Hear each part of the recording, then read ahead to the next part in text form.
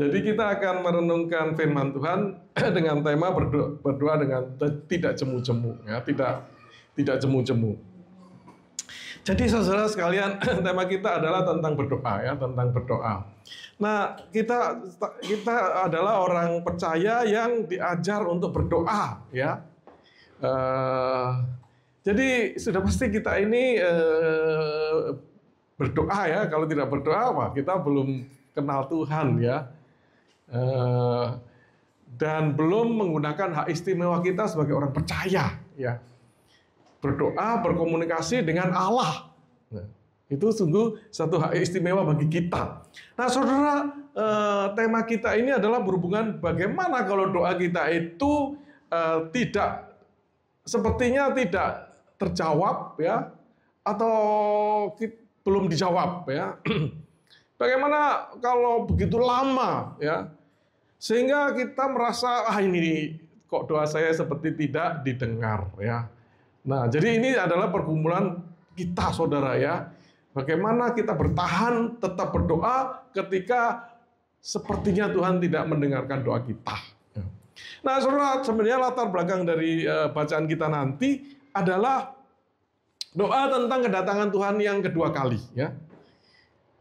Para murid diminta mendoakan kerajaan Allah itu datang kembali, ya. Nah, saudara, para murid termasuk kita itu mendoakan, ya, supaya Tuhan datang kedua kali, ya. Ya, dan pada waktu itu sepertinya sudah dekat. Tapi ternyata sampai saat ini pun Tuhan belum kelihatan akan datang kembali, ya. Kan lama, saudara, ya, 2000 tahun, ya, lebih, ya. Jadi, saudara, bagaimana kita terus mendoakan, datanglah kerajaanmu, ya, doa Bapa kami itu. Ya. Jadi, saudara, kita bisa-bisa kehilangan semangat lagi untuk berdoa kedatangan Tuhan yang kedua kali itu, ya. Nah, saudara, pada masalah pribadi kita juga banyak berdoa, ya. Berdoa yang seringkali juga sepertinya kok tidak didengar, ya. Mungkin ada yang berdoa untuk pasangan, ya. Wah, ini sudah bertahun-tahun pasangan kok tidak muncul. Mungkin sudah menikah, berdoa untuk anak, ya. Tapi sudah setahun, 2 tahun, 3 tahun, anak kok tidak datang, ya. Nah, jadi saudara, banyak yang kita doakan sepertinya tidak didengar, ya. Pekerjaan yang lebih baik, ya.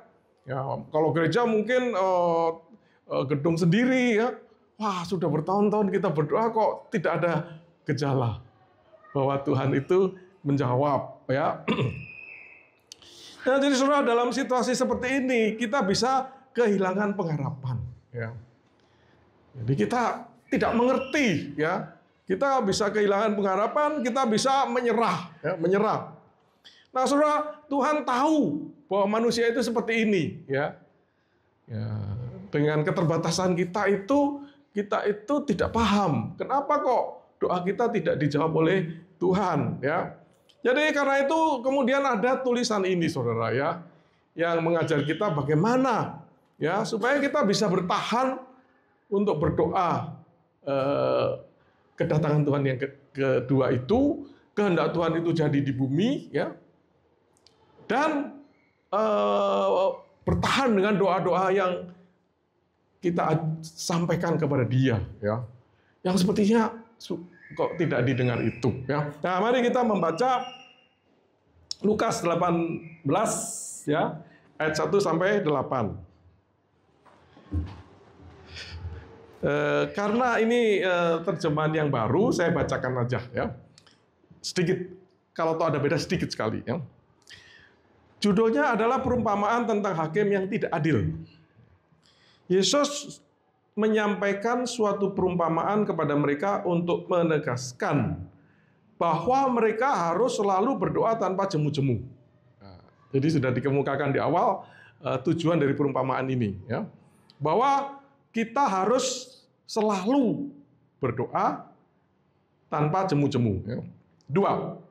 Katanya, di sebuah kota ada seorang hakim yang tidak takut akan Allah dan tidak menghormati seorang pun. Ya.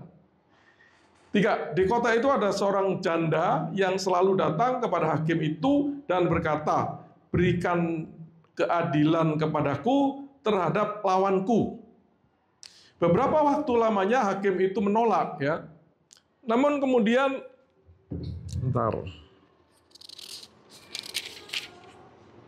ia berkata dalam hatinya, walaupun aku tidak takut akan Allah dan tidak menghormati seorang pun, tetapi karena janda ini menyusahkan aku, baiklah aku memberi keadilan kepadanya, supaya jangan terus saja ia datang dan akhirnya melelahkan aku. Kata Tuhan, ya, ini kata Tuhan. Perhatikanlah apa yang dikatakan hakim yang tidak adil itu. Tidakkah Allah akan memberi keadilan kepada orang-orang pilihannya yang siang malam berseru kepadanya? Apakah ia mengulur-ulur waktu sebelum menolong mereka? Aku berkata kepadamu, ia akan segera memberikan keadilan kepada mereka. Tetapi ketika anak manusia itu datang, ya, anak manusia itu datang berarti kedatang kedua kali, ya. Apakah ia akan mendapati iman di bumi? Itu, saudara, ya. Jadi demikian firman Tuhan yang berbahagia kalau kita membaca, memahami, ya, kemudian melakukan di dalam hidup kita dan mengalami berkatnya, ya. Jadi saudara, ini adalah perumpamaan yang tentang kita harus berdoa, selalu berdoa dan tidak jemu-jemu, ya. Dan di sini Tuhan Yesus menggunakan kontras, ya. Kontras antara tokoh-tokoh yang dikisahkan di sini dan dengan Allah, ya. Ya. Kontras antara orang percaya dengan janda miskin itu. Ya. Itu dibandingkan, ya. Ya, janda miskin itu susah sekali, saudara, ya. Jadi janda pada zaman itu hidupnya sulit, ya, karena dia tidak ada sumber income. Nggak kayak di sini, saudara. Mungkin bisa dapat KJP, KJS, ya, BPJS yang gratis, ya, karena termasuk orang miskin, ya kan. Mbak-mbak di rumah saya ternyata bisa berobat gratis, saudara. Ya. Tapi zaman itu tidak ada, saudara, KJP, KJS dan sebagainya itu, ya. Dia hidupnya bergantung pada anaknya yang dewasa, ya. Bergantung dengan sedikit harta yang ditinggalkan oleh suaminya kalau ada, ya. Ya. Dan dengan ekonomi yang sulit pada zaman itu, maka sulit sekali memberikan warisan yang cukup, saudara, ya. Jadi saudara, hidup janda itu sulit sekali. Nah, saudara, kita ini sudah jauh lebih baik, gitu, ya. Orang yang dikasih Allah, orang pilihan Allah. Jadi kita ini dikontraskan dengan janda itu, kita itu posisi kita jauh lebih baik, ya. Kemudian dikontraskan antara Allah dengan hakim yang jahat, ya. Jadi hakim yang jahat itu, saudara, tidak takut Allah, tidak menghormati manusia. Tetapi Allah kita, Allah yang mengasihi kita, Allah yang setia, ya. Allah yang peduli dengan kita. Nah, tapi saudara, di dalam cerita itu kemudian kita juga bisa melihat paralel ternyata, ya, bahwa janda itu begitu gigih menuntut keadilan kepada hakim yang jahat itu, ya, lama-lama dilayani, saudara, ya. Jadi kegigihan wanita itu memberikan hasil, ya. Nah, saudara, kita yang berdoa kepada Tuhan, ya, itu juga akan dijawab, saudara, ya, segera dijawab menurut bacaan kita. Jadi ada berbagai kontras seperti itu di dalam kisah ini agar kita belajar lebih lanjut kenapa kok kita harus selalu berdoa dan tidak jemu-jemu, ya. Nah, saudara, pertama, ya, poin pertama, bahwa saudara, kita harus menyadari, ya, bahwa sebagai manusia kita punya kelemahan di mana kita cenderung untuk berhenti dan jemu berdoa. Itu, saudara. Kedagingan kita menyebabkan kita seperti itu. Godaan dunia menyebabkan kita seperti itu. Iblis mencobai kita supaya menyerah, tidak berdoa, saudara, ya. Jadi karena itulah kemudian Tuhan memberikan firman Tuhan ini, saudara, ya. Jadi setiap firman Tuhan ini memahami manusia itu seperti apa, ya. Nah, saudara, kenapa kok kita seringkali berhenti berdoa, ya? Seringkali berhenti berdoa, ya. Jadi saudara, seringkali kita itu sudah merasa bisa, ya. Saya misalnya saudara naik motor, ya, pada waktu pertama belajar motor, jalan sendiri, wah saudara berdoa karena wah ini gawat kalau sampai nyenggol atau apa lengah, wah celaka ya, atau mobil ya. Tapi setelah lancar, saudara nggak usah mikir juga aman-aman saja gitu, saudara ya. Ya, tapi dalam kenyataannya kalau kita jalan itu kadang-kadang bisa ada kesenggol ya, walaupun kita sudah pinter.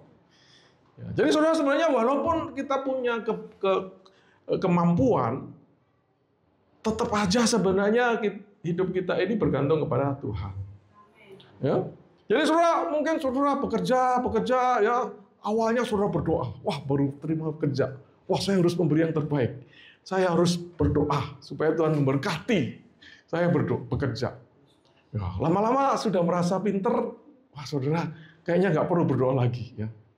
Ya, tapi terus entah bagaimana terjadi masalah dan sebagainya. Karena sebenarnya saudara, kita itu sangat bergantung hidup kita kepada Tuhan.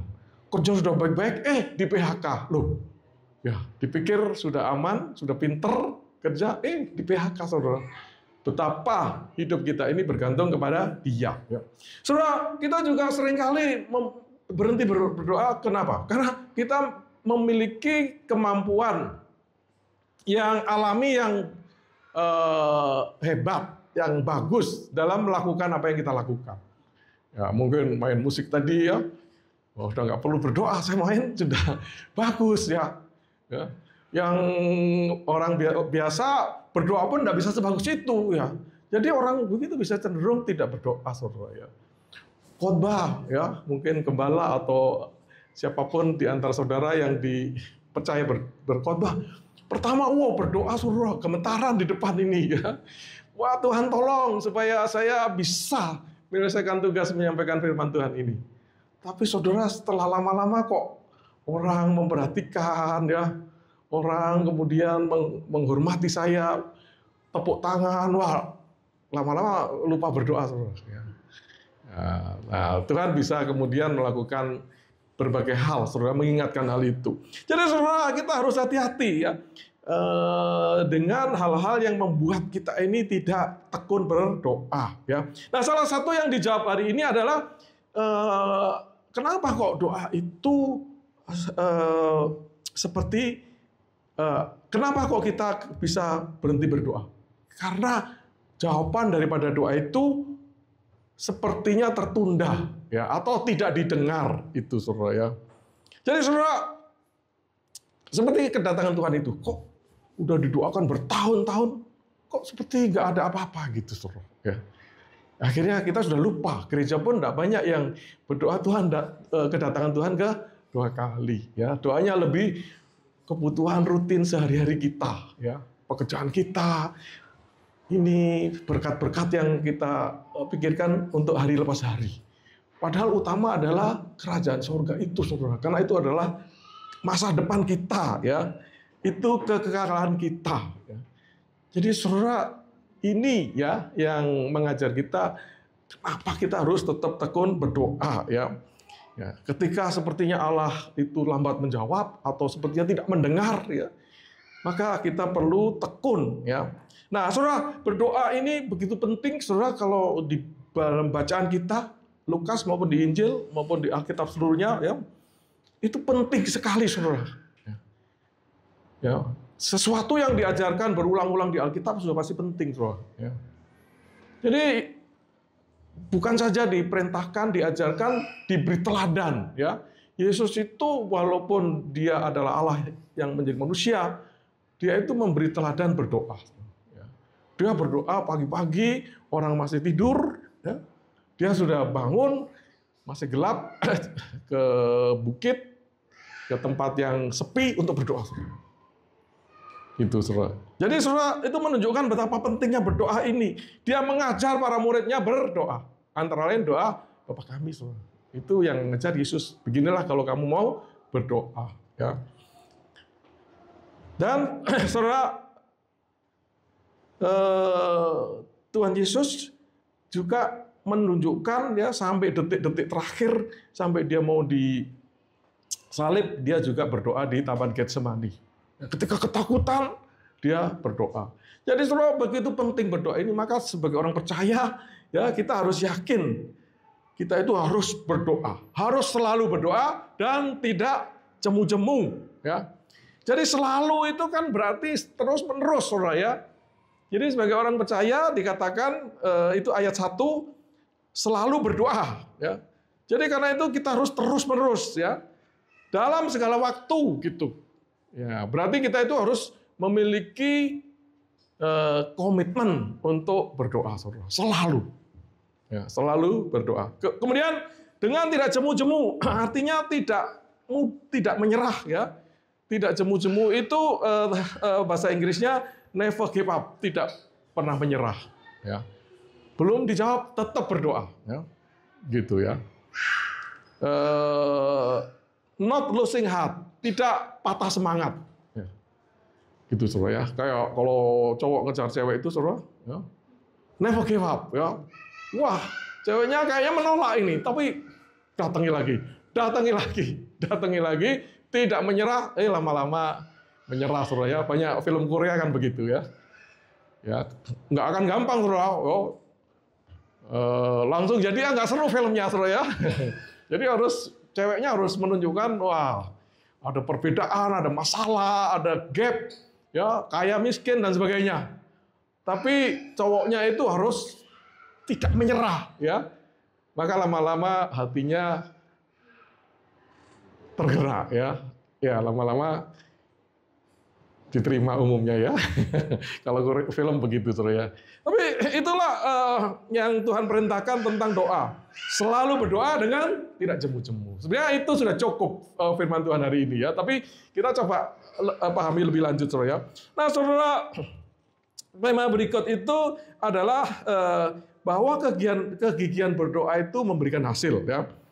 Ya. Jadi kita lihat, saudara, di situ ada dua tokoh, ya, hakim dan janda itu, saudara ya. Hakim itu menunjukkan kekuasaan, saudara ya, karena dia menentukan nasib orang, ya. Ya.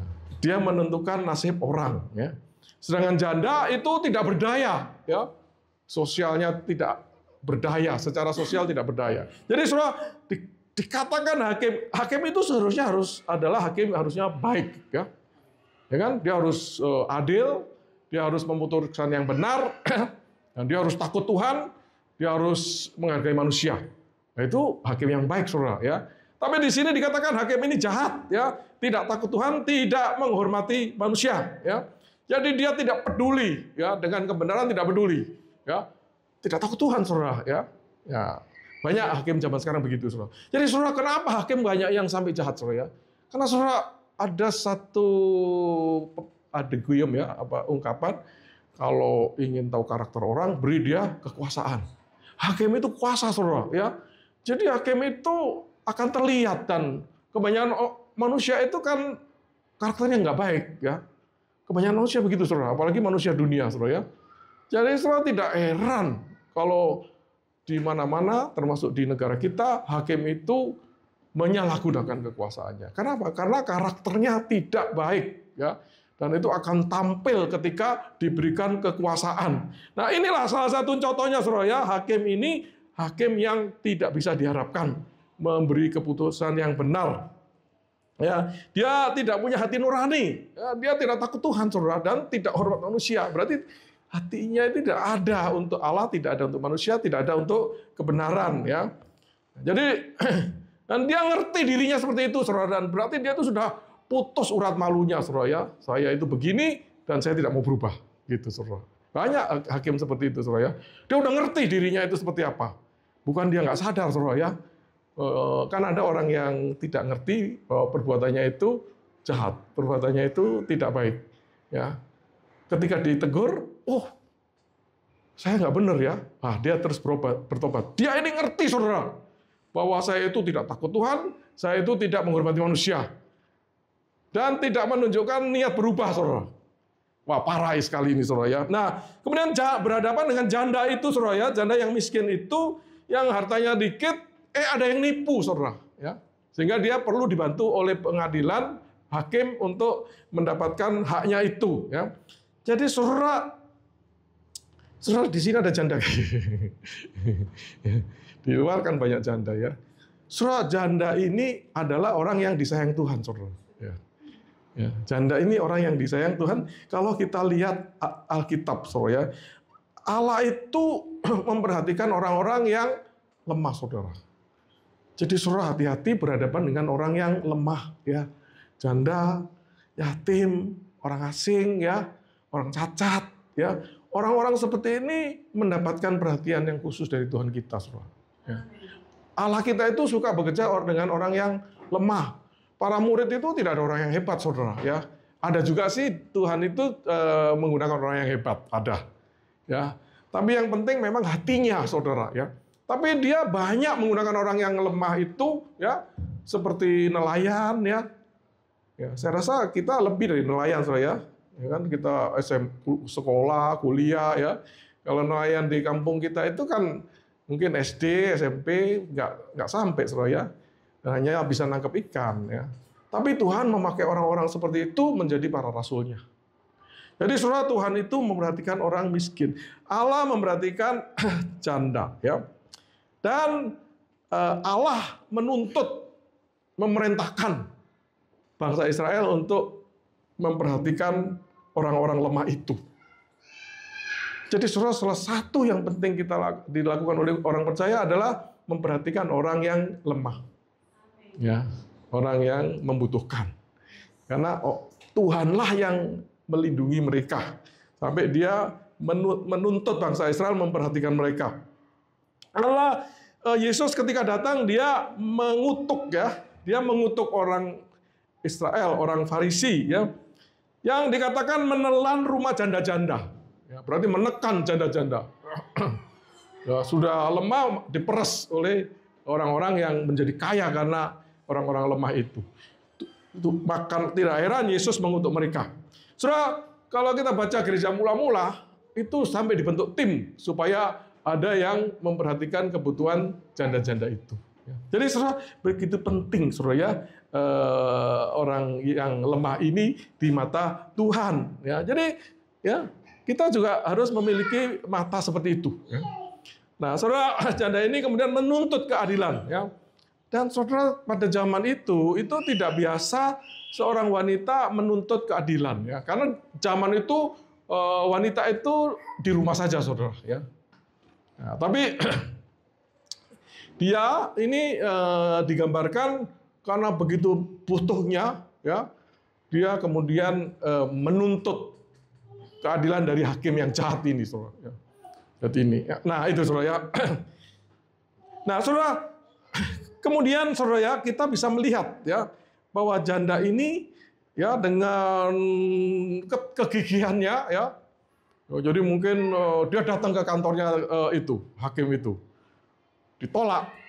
Ya, terus hakim itu keluar kantor pulang, dicegat lagi sama janda ini. Ya. Diusir. Ya. Janda ini datang lagi ke rumahnya, saudara. Pokoknya didatangi terus, saudara, ya. Karena hidupnya bergantung di situ, saudara, ya. Ya, dan janda ini ternyata memiliki sesuatu, yaitu kegigihan, saudara, ya.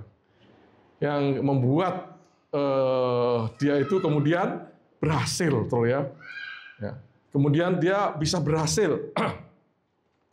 Hakim ini dari yang sudah pasti tidak mau, udah tidak peduli, ya. Ya. Hakim itu, saudara, ya, di mana-mana, ya, ketika diminta untuk menghakimi, untuk menolong, maka salah satu yang kita tahu adalah dia menunggu disuap, saudara. Ya. Ya, saya juga pernah mengalami masalah pengadilan. Ya, saya bilang, dia bilang begini, teman saya itu lawyer, Pak, uang ini bisa kami dapatkan, ya, nanti bagi hasil, gitu, ya. Dengan cara pertama nggak usah masuk pengadilan, ya, tapi didatangi aja, dinego, disurati, somasi, gitu-gitu. Nah, tapi nggak berhasil terus, saudara. Dan lama-lama teman saya itu bilang, ini kita itu lama-lama masuk pengadilan, ya. Nah, lama-lama teman saya bilang, ini harus kita kasih upeti nih kepada hakimnya kalau kita mau menang gitu, saudara. Nah, jadi di mana-mana seperti itu, saudara. Ya, jadi kenapa kok dia diam-diam saja, nggak mau meladeni? Ya, kemungkinan dia tunggu disuap, saudara. Coba separuh untuk Bapak kalau Bapak menang. Mungkin hakim ini bisa mau, saudara, ya. Jadi, dan mungkin dia, ini urusan kecil, ya, dia nggak tertarik, ya. Oh, ada orang-orang kaya lain yang meminta bantuan dia, ini lebih utama. Bisa begitu, saudara, ya. Dia tidak mau membantu, ya. Tapi titik tertentu, saudara, lama-lama dia khawatir juga, saudara, ya. Mungkin dia stres menghadapi janda ini, saudara, ya. Nggak tahu di sini ada nggak yang orang yang begitu gigih, ya. Yang terus saja minta sesuatu, ya, yang sebenarnya benar aja karena itu haknya, saudara, ya. Kan kebanyakan gampang menyerah orang itu, ya, sekali, ya, udahlah gitu, ya, biarlah gitu. Nah, tapi ini terus saja, saudara, ya, dan hakim yang sangat jahat ini menurut gambaran Alkitab ini akhirnya membantu dia, saudara, ya. Mungkin kecapean, mungkin juga takut. Wah, ini kalau wanita ini lama-lama menyerang dia, ya, nama dia jadi buruk, ya, lama-lama bisa kehilangan kerjaan sebagai hakim, saudara, ya. Itu. Nah, jadi akhirnya dibantu. Jadi, saudara, kegigihan janda ini luar biasa, saudara, ya, sehingga dari yang tidak mau, orang yang jahat ini tidak mau sampai dia akhirnya lakukan menolong ini, saudara. Dan ini ingin diilustrasikan untuk bagaimana Allah itu tidak seperti itu, saudara, ya. Allah itu tidak seperti itu. Jadi, saudara, poin berikut lagi adalah saudara percaya, ya, akan hati Allah. Ya. Kalau yang jahat aja sampai menjawab doa permintaan itu berhasil, ya. Saudara, kita harus mengerti bahwa Allah itu baik, ya. Jadi saudara jangan menyerah meminta kepada Allah kita, karena Allah kita jauh dari jahat, saudara, ya. Allah itu adalah Allah yang baik, saudara, ya. Jadi kita perlu tahu, kita perlu mengerti siapa Allah kita dan siapa diri kita, ya. Nah, sehingga kita berdoa, kemudian kita dijawab, tertunda, ya, kita mengerti, oh, ya, Tuhan itu baik, ya. Nah, di balik penundaan ini pasti ada niat baik Tuhan, gitu, saudara, ya. Jadi Allah ini berbeda sekali, ya, dengan hakim yang jahat itu, ya. Ya, Allah kita nomor satu itu adalah Allah yang peduli, ya. Tadi nyanyinya kan ada peduli-peduli gitu, ya. Allah itu peduli, ya. Dia peduli, saudara. Dia care terhadap orang demi orang itu peduli, ya. Masalahnya apa, pergumulannya apa, gitu, saudara, ya. Dia itu peduli terhadap setiap individu, ya. Ada ayat yang mengatakan serahkanlah segala kekhawatiranmu kepadanya, sebab Ia yang memelihara kamu, ya, Ia memelihara kamu. Tetapi dalam bahasa Inggrisnya adalah cast all your anxiety on Him, ya, sampaikan semua kecemasanmu kepada Dia, because He care for you, ya, atau Dia peduli kepada kamu. Nah, jadi saudara, Allah kita ini Allah yang peduli, ya. Jadi kalau sakit Dia peduli, saudara, ya. Kalau kita tidak punya kerjaan, Dia peduli, ya. Ya, itu satu hal yang kita perlu ngerti, ya. Jadi kalau kita bermasalah, Allah itu peduli, itu, saudara, ya. Orang lain tidak peduli, bisa, ya. Pasangan kita mungkin tidak peduli, ya. Yang peduli mana gajinya, mana income-nya, gitu, bisa begitu, saudara. Tapi Allah itu peduli, saudara. Ini kata Alkitab, saudara, ya. Jadi bukan kata saya, ya. Saya hanya mengutip dari Alkitab. Alkitab mengatakan Allah itu peduli. Peduli dengan situasi saudara, peduli dengan kelemahan saudara, peduli dengan kebutuhan saudara. Jadi saudara, karena itu bawakan itu semua di dalam doa saudara. Saudara, Allah itu ketika menunda, ya, Dia itu bukan karena tidak bisa menjawab, ya. Ya, jadi Dia itu, saudara, Dia itu peduli, ya. Dan ketika menunda bukan karena tidak bisa jawab, ya. Allah kita itu bukan tidak mampu untuk menjawab doa saudara itu, ya. Allah itu Maha Kuasa, ya. Dia itu Maha Hadir, ya. Dia tahu, ya. Dan dia Maha Kuasa. Dia bisa melakukan sesuatu, saudara. Dia bisa mengelola segala sesuatu untuk suatu tujuannya, kebaikannya. Ya, jadi, saudara, untuk menjawab doa kita itu tidak sulit, saudara. Ya. Bagi Allah tidak sulit, saudara. Ya. Allah itu Maha Kuasa, ya. Nah, saudara, ketika terjadi penundaan, ya, di dalam menjawab doa kita, beberapa bagian firman Tuhan mengatakan itu adalah untuk kebaikan orang percaya. Gitu, saudara. Ya. Jadi, saudara, ada ayat yang mengatakan begini, kita tahu sekarang bahwa Allah turut bekerja dalam segala sesuatu untuk mendatangkan kebaikan bagi mereka yang mengasihi Dia. Dan selanjutnya. Jadi, saudara, ketika kita berdoa untuk katakan pekerjaan, nggak dapat pekerjaan sampai setahun, sampai 2 tahun, saudara. Wah. Nah, saudara, itu untuk kebaikan kita, ya. Ya, kita nggak tahu kebaikannya apa. Ya, mungkin kita meremehkan pekerjaan, kita tidak menghargai pekerjaan, tidak bergantung kepada Tuhan, ya. Tapi setelah 2 tahun, saudara bergumul, dapat kerjaan.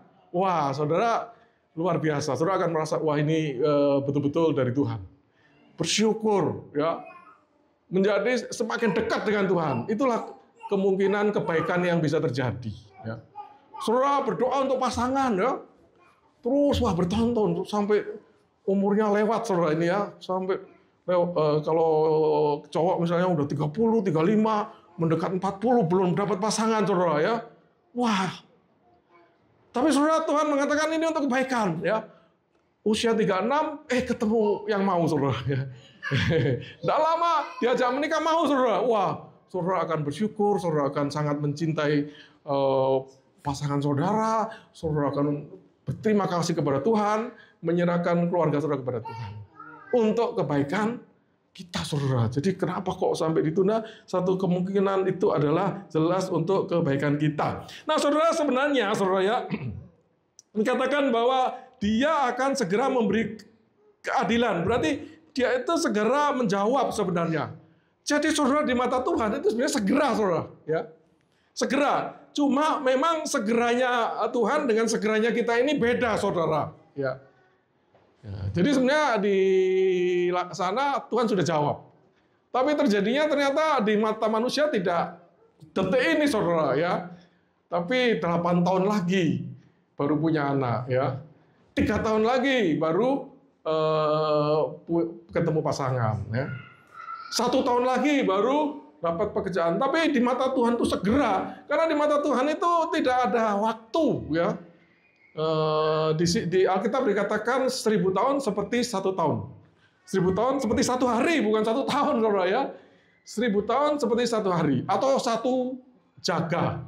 1 waktu jaga. 1 waktu jaga itu sekitar 4 jam, ya. Hilir jaga itu 4 jam gitu, ya.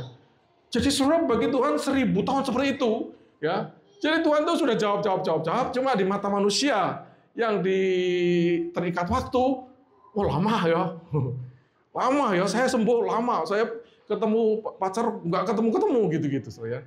Jadi itu yang perlu kita pahami tentang Allah kita itu. Allah itu peduli, Allah itu tidak kesulitan, ya. Allah itu Maha Kuasa untuk menjawab doa kita. Allah itu mengerjakan kebaikan untuk kita, apapun yang Dia putuskan, dan sebenarnya Allah itu segera menjawab doa kita. Amin, saudara, ya. Nah, saudara, tentang diri sendiri, saudara, ya.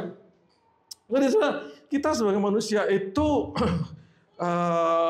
mengalami kebutuhan, mengalami kesulitan, dan di dalam bacaan kita sebagai manusia kita membawakan itu kepada Tuhan.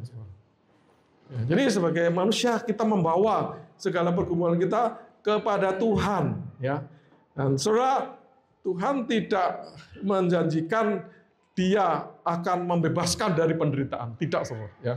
Tetapi Dia menjanjikan akan menjawab doa kita, ya, dan menjadikan segala sesuatu itu untuk kebaikan kita, saudara. Gitu. Jadi, saudara, sebagai manusia, ya, Allah peduli. Sebagai manusia, kita mau membawakan pergumulan kita kepada Dia, ya. Dan Tuhan tidak mengatakan, Ya, misalnya Tuhan saya kok kulit saya kayak kok hitam ya. Ya. Wah, di Indonesia nggak populer Tuhan hitam ini ya. Bisa nggak diganti putih? Nah, Tuhan kemungkinan tidak akan menjadikan saudara jadi putih, saudara ya. Tapi dia akan mengubah hati saudara, ya, mengubah mata pasangan ini yang tertarik pada saudara itu tertarik dengan warna saudara. Gitu saudara ya. Jadi dia tidak bisa kita atur jawabnya ya. Tapi dia peduli ya. Dan sebagai manusia kita membawakan pergumulan kita dan Tuhan akan menjawab, saudara ya. Ya. Dan membawa itu menurut bacaan kita harus dengan tekun ya. Ya, selalu dan tidak jemu-jemu. Ya, selalu dan tidak jemu. Jadi tekun saudara, kalau saudara merasa kebutuhan itu ya harus dibawa kepada Tuhan saudara, karena Tuhan itu Bapa kita ya. Bapa kita yang peduli sama kita. Ya. Karena itu saudara sebagai manusia kita membawa kebutuhan itu ya. Kalau sakit itu jangan langsung ke dokter, pikir dokter dulu, saudara. Langsung datang kepada Bapa. Tuhan saya sakit, apa yang harus saya lakukan? Oh, ke dokter yang mana? Ya, pokoknya bawa kepada Bapa, karena Allah kita Allah yang peduli. Sebagai manusia kita membawa pergumulan kita kepada Allah kita. Dan saudara, kita harus percaya, ya. Kita harus percaya bahwa Tuhan itu menjawab doa, saudara. Ya, jadi berdoa itu harus percaya, saudara, ya, bahwa Tuhan akan menjawab doa saya, apapun jawaban itu, ya. Kadang segera, ya. Kadang nanti tunggu dulu, ya. Kadang-kadang juga, saya tidak jawab tidak, gitu. Seperti Paulus, ya, dia bilang mengalami duri dalam dirinya, kemudian dia berdoa 3 kali, dan kemudian dijawab oleh Tuhan, anugerahku cukup bagimu, ya. Dalam kelemahan engkau mengalami kekuatanku. Kadang-kadang begitu, saudara. Nah, tapi betapapun yang utama pengajaran hari ini adalah kita harus tekun berdoa, ya, dan tunggu jawaban Dia. Nah, saudara, kita juga harus melihat, saudara, ya, untuk lebih yakin lagi untuk berdoa. Dikatakan bahwa kita ini adalah umat pilihannya, ya. Jadi, saudara, kenapa kok kita mau berdoa? Karena Dia itu memilih kita, saudara, ya. Itu di salah satu ayat yang kita baca tadi, ya. Kita itu umat pilihannya. Dia memilih kita, dan memilih kita pun tidak dipilih yang cantik, yang kaya, enggak, saudara, ya. Malah banyak dipilih yang biasa-biasa, ya. Ada juga orang kaya dipilih, saudara, ya. Dari 12 murid itu hanya satu yang hebat, ya, Paulus, ya. Ya, mungkin Matius juga sedikit hebat, ya. Petugas pajak, ya. Tapi yang lain nelayan, ya, dan sebagainya itu orang biasa-biasa, saudara, ya. Tuhan ini lebih suka bekerja dengan orang biasa-biasa, ya. Karena ketika orang biasa ini dipakai, orang akan melihat, oh ini Tuhan di balik dia, ya. Ya, ada seperti itu, saudara, ya. Walaupun orang hebat pun Tuhan pakai, ya. Itu, ya. Jadi saudara, itulah kita harus melihatnya, saudara, ya, harus melihatnya. Jadi memang saudara, berdoa bagi kita adalah jalan keluar, ya, satu-satunya. Kenapa? Karena kita ini manusia umat pilihannya, ya.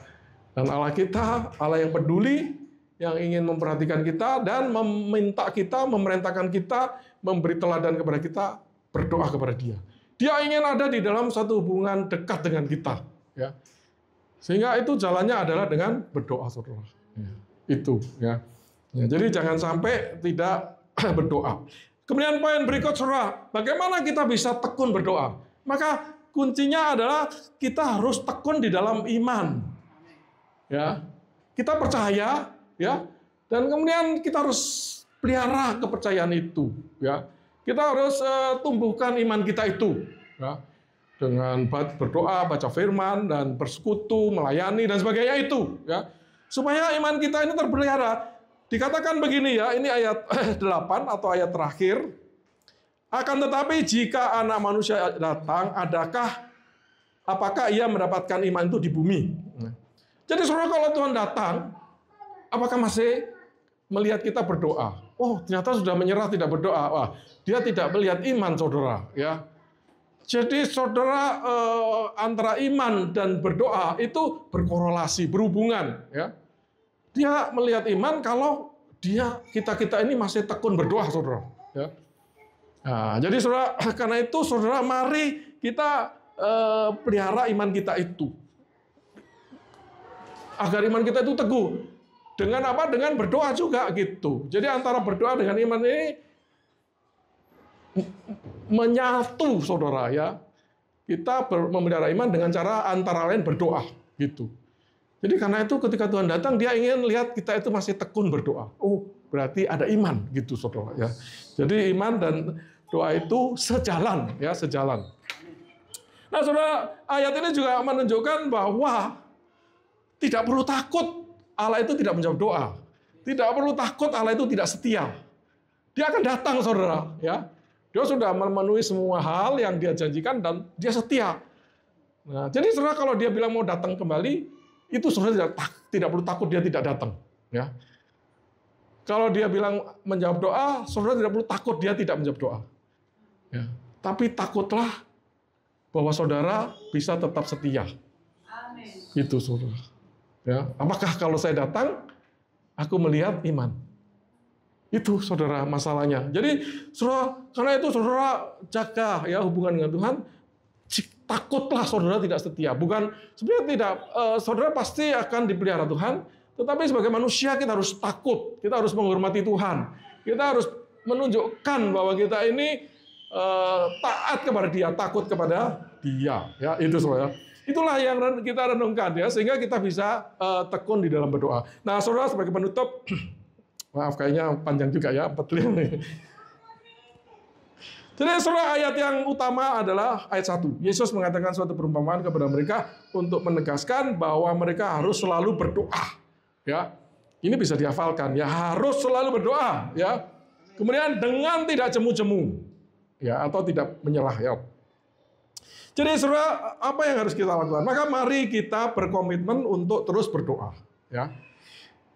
Ya, ini di ayat-ayat lain juga dikatakan, misalnya 1 Tesalonika 5 ayat 17 yang terkenal itu, tetaplah berdoa. Jadi selalu, ya, selalu gitu, saudara. Jadi jangan berhenti berdoa, ya. Jadi saudara, aplikasinya bagaimana, saudara ya? Karena itu saudara, marilah kita membangun kebiasaan hidup berdoa, ya. Membangun kebiasaan berdoa. Ya, saya rasa kita semua sudah berdoa, saudara ya. Ya, tapi mari kita ingatkan lagi komitmen kita, mari kita selalu berdoa. Bisa sendiri, bisa dengan keluarga, bisa dengan jemaat. Ya. Bisa di rumah, bisa di tempat kerja, ya, bukan bisa, tetapi berdoanya di mana? Berdoanya di rumah, di tempat kerja, di gereja. Ya. Di mana-mana. Ya. Kapan? Ya, kapan saja. Gitu. Jadi jangan berdoa pagi, habis itu sudah nggak berdoa lagi, saudara ya. Berdoa pagi, seperti Daniel, berdoa pagi, berdoa siang, berdoa sore. Tapi diantaranya suka saudara berdoa sambil jalan saja, saudara ya. Tuhan tolong ini, Tuhan terima kasih, dan sebagainya. Karena perintahnya apa? Tetaplah berdoa. Tetaplah berdoa. Itu nomor 1, saudara ya.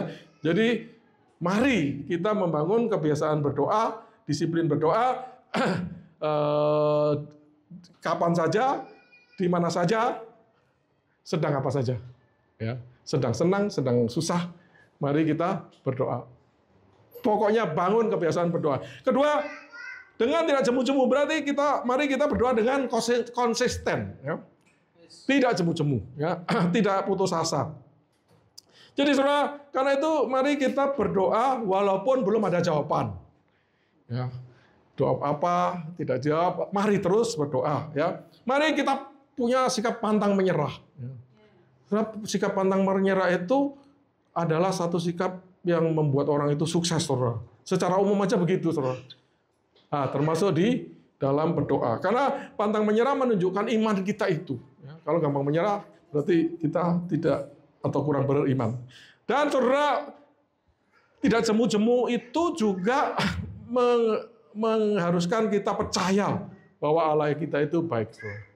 Jadi kalau saudara selama ini tidak rasa Allah itu baik, saudara belajar firman Tuhan lagi. Saudara berdoa lagi. saudara alami kebaikannya, ya, supaya saudara yakin, ya, sehingga saudara bisa tidak jemu-jemu. Itu. Saudara, kemudian poin ketiga dari apa yang kita renungkan, ingat Allah itu setia, ya. Dia itu akan segera menjawab, ya, ya, di dalam waktunya, ya.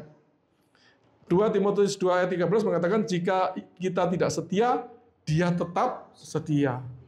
Ya, jadi saudara, Allah itu sudah pasti setia. Karena apa? Itu dirinya, ya. Itu adalah karakternya, gitu. Tidak bergantung pada kita, saudara. Ya, kalau dia bergantung pada kita, wah, celaka kita, saudara. Ya, karena kita cenderung tidak setia. Ya, itu, saudara. Nah, jadi saudara, itulah yang kita ingin renungkan hari ini. Jadi ingat ayat 1 saja. Mari kita selalu berdoa dan dengan tidak jemu-jemu.